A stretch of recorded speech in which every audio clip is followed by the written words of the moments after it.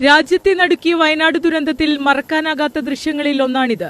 നിസ്സഹായരായ മനുഷ്യരെ വിവിധ ഘട്ടങ്ങളിലായി സൈന്യം ദുരന്തഭൂമിയിൽ നിന്ന് പുറത്തെത്തിച്ചു. രാജ്യം കൈയടിച്ച ആദ്യ ദിനത്തിലെ ഈ സേവനത്തിന് വ്യോമസേനയ്ക്ക് കേരളം നൽകേണ്ട തുകയുടെ കണക്കാണിത്.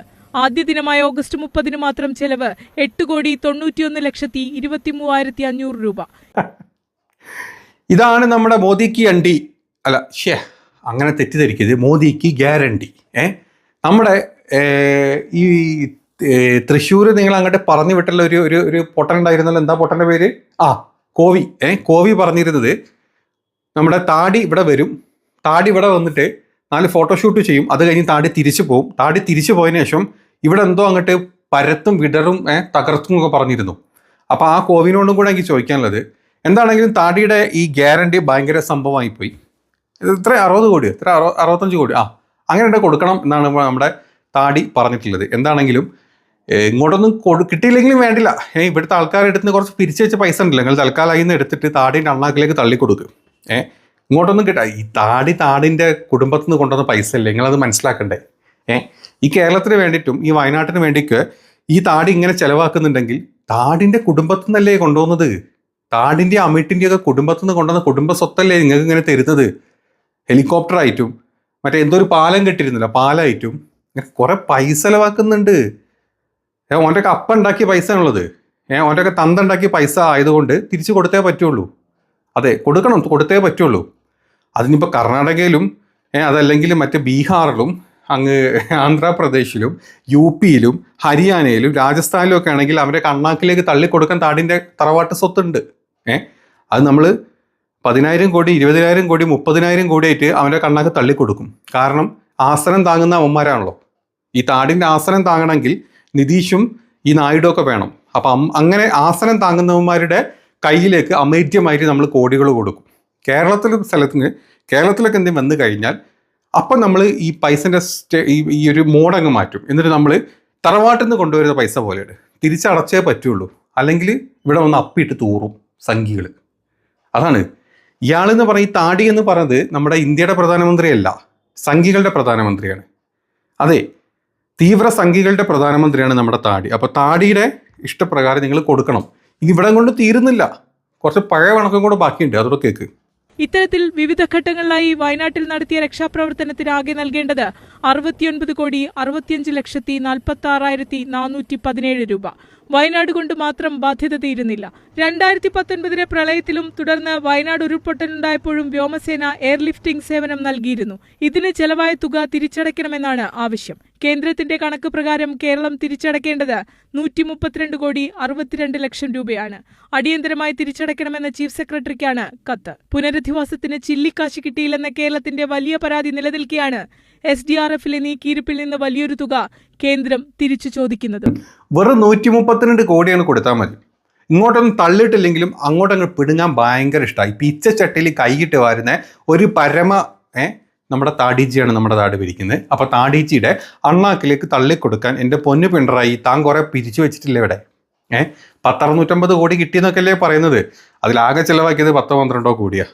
തൽക്കാലം നീ ഒരു കാര്യം ചെയ്യും, ഈ 132 കോടിയും കൂടെ നമ്മുടെ താടിൻ്റെയും അമ്മിട്ടിൻ്റെയും ഒക്കെ മൂട്ടിലും അണ്ണാക്കിലും ഇവിടെ കൊടുത്തിട്ട് ഈ പരിപാടി അങ്ങ് തീർക്കാം. ഇനിയിപ്പോൾ ഈ രാജ്യത്ത് പൈസ വേണമെങ്കിൽ കേവലം ഒരു റഹീമിനെ ജയിലിൽ നിന്ന് മോചിപ്പിക്കാൻ 34 കോടി കേരളക്കാർക്ക് പിരിക്കാൻ പറ്റിയെങ്കിൽ താനൊന്ന് അങ്ങ് അറിഞ്ഞങ്ങ് അപേക്ഷിച്ച് കഴിഞ്ഞാൽ ഈ കേരളക്കാർ തരും. നിനക്ക് 1000-10,000 കോടി ഈ കേരളത്തിലുള്ള മലയാളികൾ തരും. സംഖ്യകളല്ല, മലയാളികൾ തരും. അതിൽ ഹിന്ദു, മുസ്ലിം, ക്രിസ്ത്യൻ എല്ലാം പെടും. അതിലെല്ലാ പാർട്ടിക്കാരും പെടും.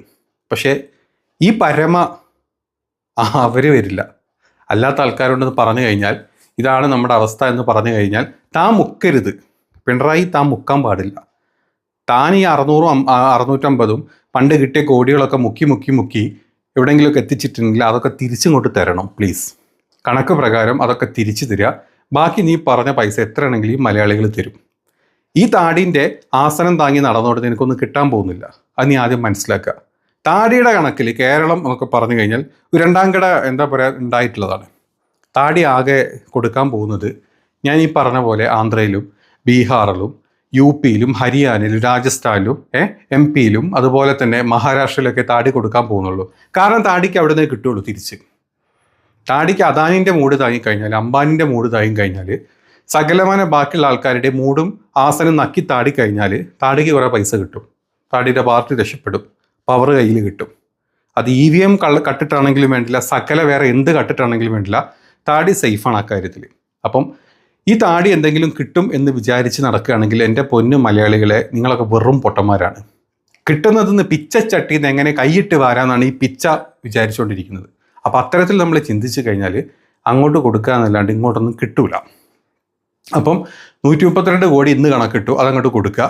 നാളെ ഈ താടി ഇവിടെ വന്നതല്ലോ, താടിയും 2 ശിങ്കിടികളായിട്ടുള്ള കോവിയൊക്കെ ഉണ്ടായിരുന്നല്ലോ, വലിയ ഡയലോഗ് അടിച്ച് പോയി, ഒരു ബോധവും വിവരവും പൊക്കണവും ഇല്ലാത്ത ഇവനൊക്കെ ഇവിടെ വന്നിട്ട് നക്കി തിരികെ നടന്നതിനും കൂടെ പൈസ നാളെ നിങ്ങളോട് ചോദിക്കും. ഫോട്ടോഷൂട്ടിനായിട്ടും അവിടെ നിന്നും ഇവിടെ നിന്നും ക്യാമറ വെച്ചതിനായിട്ടും സകലമായ നമ്മുടെ ഈ റെയിൽവേ സ്റ്റേഷനിലൊക്കെ ഇങ്ങനെയുള്ള ഫോട്ടോ വെച്ചിട്ട് ഫോട്ടോ എടുക്കുന്നതിനായിട്ടും അവൻ്റെ ബാക്കി സകല PR വർക്കിനും ഈ നാട്ടിലെ സാധാരണ ജനങ്ങളുടെ കയ്യിൽ നിന്ന് കൈയിട്ട് വാരി ടാക്സ് എന്നും പറഞ്ഞിട്ട് ഈ പരമ താടി തിരിച്ചെടുക്കും. അപ്പം അതൊക്കെ കൊടുത്ത് അവൻ്റെ അണ്ണാക്കിലേക്ക് തള്ളിക്കൊടുത്ത് ഈ രാജ്യത്തിൽ ഇങ്ങനെ മുന്നോട്ട് പോവുക. അതല്ലാണ്ട് നിനക്കൊന്നും കിട്ടാൻ പോകുന്നില്ല. നീ ഇവിടെ കിടന്ന് എന്ത് മരണമാരക സമരം ചെയ്താലും നിനക്ക് ഒരു ചില്ലി കാശ് കിട്ടാൻ പോകുന്നില്ല. അതിന് പകരം താടിൻ്റെ അണ്ണാക്കിലേക്ക് നീ തള്ളിക്കൊടുക്കണം. കേട്ടല്ലോ, ഇതാണ് നാടിൻ്റെ അവസ്ഥ. ഇത് മതവും ജാതിയും രാഷ്ട്രീയമൊന്നുമല്ല, ഇതാണ് പരമപ്രധാനമായിട്ടുള്ള നമ്മുടെ പ്രഥമ പൗരനായിട്ടുള്ള താടി ഭരിക്കുന്ന നാടിൻ്റെ യഥാർത്ഥ അവസ്ഥ. പരിതാപകരം, ചെറ്റത്തരം എന്ന് വേണേൽ പറയാം നമുക്ക്. ഇതിൻ്റെ താഴത്തും വന്ന് കൈയടിക്കാൻ കുറേ പരമ വിവരം കെട്ട മണ്ട ശിരോമണികളായിട്ടുള്ള ചെറ്റകളായിട്ടുള്ള കുറേ എണ്ണം വരും. ആ വിവരം കെട്ട നാറികൾ ഈ ആസനം നക്കി ജീവിച്ചുകൊണ്ടിരിക്കും. അത്രയേ ഉള്ളൂ. അങ്ങനെയൊക്കെ അവനൊക്കെ നക്കി അവൻ്റെ ജീവിതം അവൻ അവസാനിക്കും, ചത്തുപോകും. അത്രയേ ഉള്ളൂ, വേറെ ഒന്നുമില്ല.